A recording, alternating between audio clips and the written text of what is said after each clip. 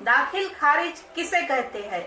Mutation of property in Hindi. So friends, हमारा video अंत तक देखें, लाइक कमेंट शेयर कीजिए और सब्सक्राइब करना न भूलिए। तो चलिए, म्यूटेशन क्या है? What is mutation? How to apply for mutation of property and what does it cost? Mutation of property after death of owner if you are an heir. Mutation if you have bought a property through a power of attorney. दाखिल खारिज किसे कहते हैं? एक बार जब आप एक अचल संपत्ति या उसका लेन देन पूरा कर लेते हैं और उसके बाद संपत्ति को अपने नाम पर पंजीकृत कर लेते हैं, तो आपके लिए यह जरूरी हो जाता है कि आप सरकारी रिकॉर्ड में संपत्ति का एक म्यूटेशन प्राप्त करें। इस पोस्ट में जानेंगे यह क्यों महत्वपूर्ण है। म्यूटेशन क्या है?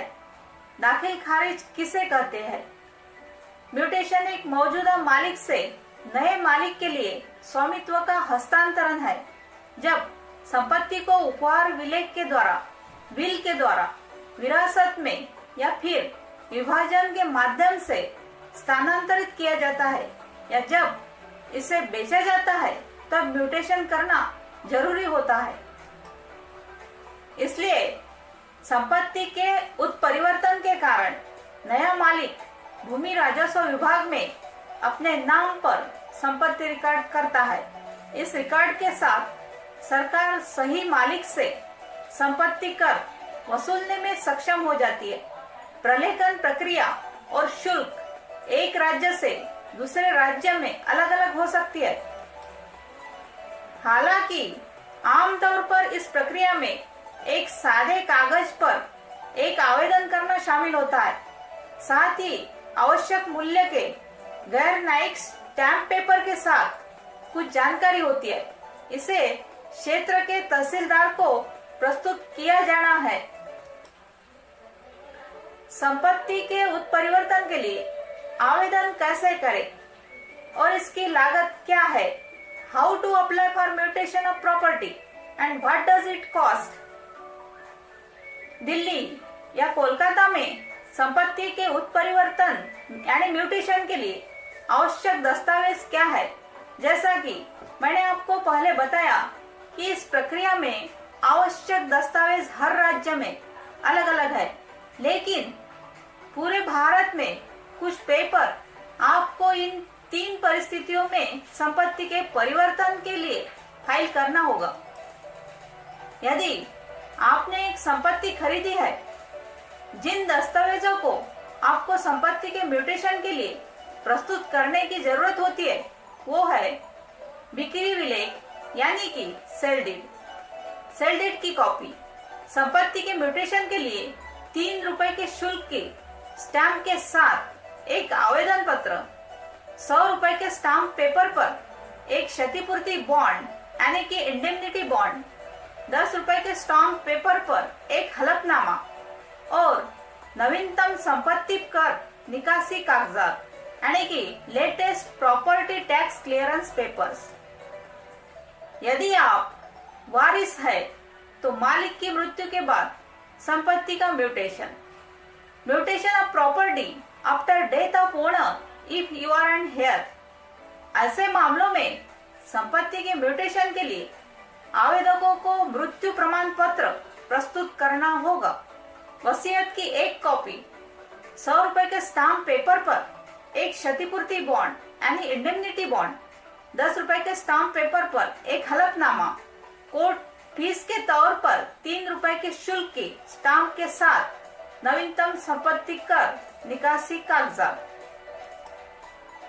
यदि आपने पावर ऑफ अटर्नी के माध्यम से एक संपत्ति खरीदी है, if you have bought a property through a power of attorney, ऐसे मामले में संपत्ति के उत्परिवर्तन के लिए आपको पावर ऑफ अटर्नी पेपर की एक कॉपी जमा करनी होगी।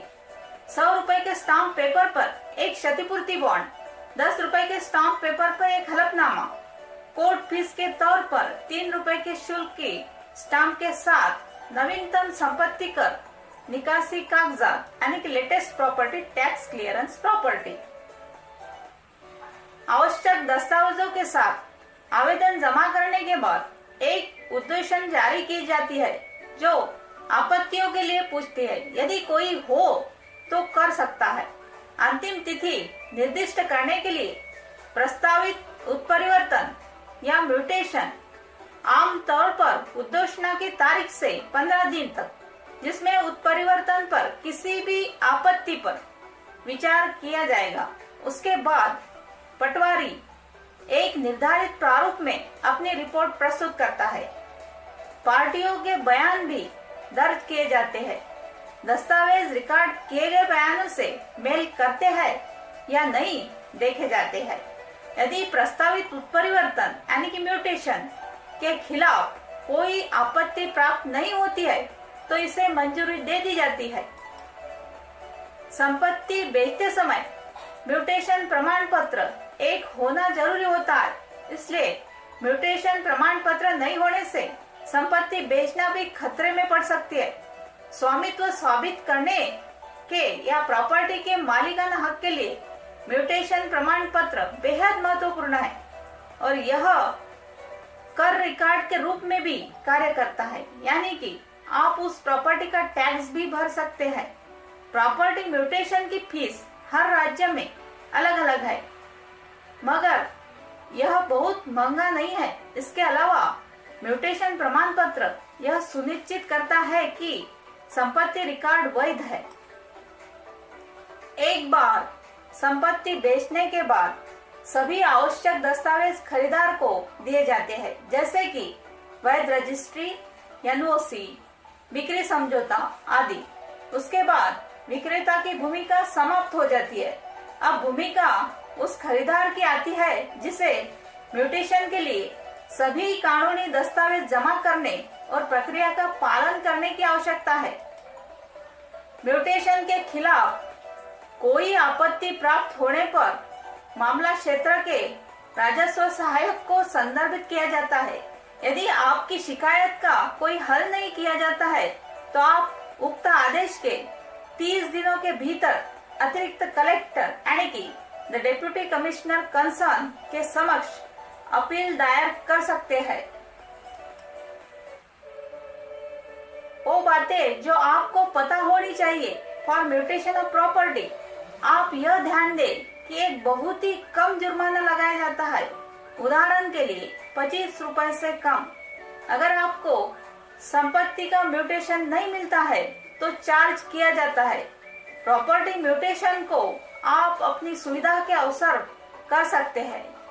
हालांकि यदि आप भविष्य में अपनी संपत्ति बेचने का फैसला करते हैं तो खरीदार निश्चित रूप से आपसे म्यूटेशन पेपर की डिमांड जरूर करेगा, पर अगर आपने प्रॉपर्टी को म्यूटेशन नहीं किया रखा है तो आपको प्रॉपर्टी को बेचने में दिक्कत आ सकती है।